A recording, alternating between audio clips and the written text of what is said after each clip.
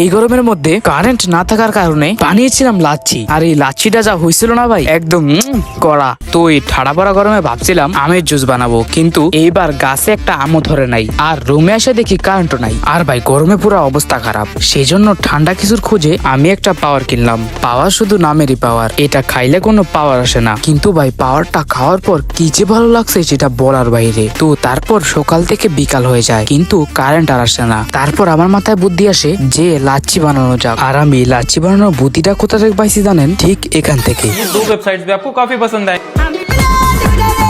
क्या नजारा है, क्या माल है यार। 1 মিনিটে যদি পুরান ঢাকার বিউটি লাচ্ছির স্টাইলে সরি, একটু বেলাইনে চলে গেছিলাম। তো এবার ঠিক লাইনে চলে আসছি, যেটা হলো দই। লাচ্ছি বানাতে গেলে পিওর টক দই লাগে।